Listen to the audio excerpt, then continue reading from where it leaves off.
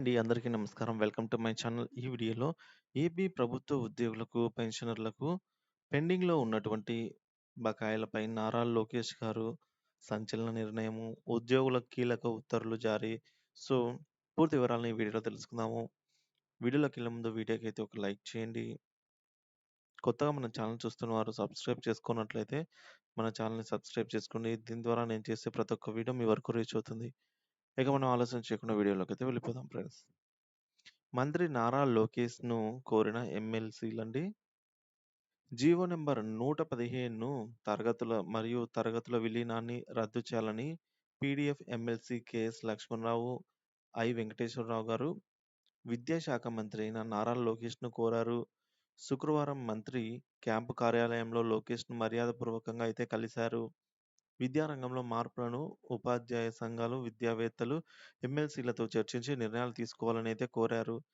సమాంతర medium, syllabus, పని సర్దుబాటు తదితర అంశాలపైన వివరంగా చర్చించాలనైతే చెప్పారు. డీఎస్సీ ద్వారా ఉపాధ్యాయుల ఎంపిక ప్రక్రియ త్వరగా పూర్తి చేయాలని కోరారు. సమగ్ర శిక్ష ఉద్యోగుల 22 రోజుల సమ్మె కాలానికి జీతాలు చెల్లించాలి అని కోరారు. విశ్వవిద్యాలయాల్లో ఖాళీగా ఉన్న 5,000 ప్రొఫెసర్ పోస్టులను భర్తీ చేయాలని అన్నారు. డిగ్రీ కాలేజీలలో ఆన్‌లైన్ అడ్మిషన్ విధానాన్ని రద్దు చేయాలనేది కోరారు. ఇక డిగ్రీలో మేజర్, మైనర్ సబ్జెక్టు విధానాన్ని సమీక్షించాలి అని జెప్పేసి ఎమ్మెల్సీలు నారా లోకేష్‌నైతే ఈ విధంగా కోరడం జరిగింది. ఇదిలా ఉండగా ఉపాధ్యాయుల సమస్యలు పరిష్కరించాలి అని వినతి పత్రం సమర్పించారు. సో, ఉపాధ్యాయుల సమస్యలు పరిష్కరించాలని కోరుతూ యూటీఎఫ్ కృష్ణా, ఎన్టీఆర్ జిల్లాల నాయకులు శుక్రవారం మచిలీపట్నంలోని జెడ్పీ ఇన్ఛార్జి ఈవో ఆనంద్ కుమార్‌ను కలిసి వినతి పత్రాన్నయితే అందజేశారు. ఈ సందర్భంగా నాయకులు మాట్లాడుతూ కారుణ్య నియామకాలు త్వరితగతిన చేపట్టడంతో పాటు పీఎఫ్ స్లిప్‌లు ఆన్‌లైన్‌లో ప్రదర్శించాలా లేదా మాన్యువల్‌గా ఇవ్వాలా అనైతే కోరడం జరిగింది.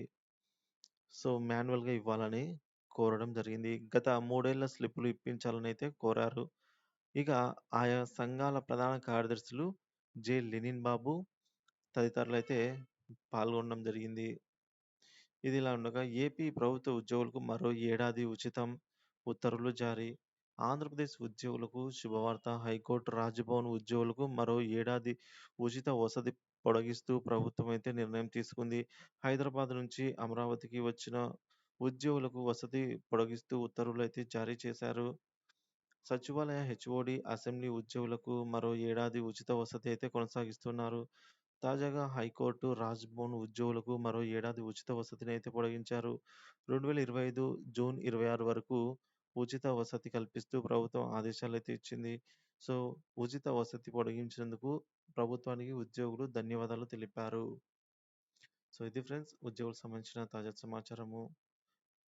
వీడియోకైతే ఒక లైక్ చేయండి. Thank you for watching this video.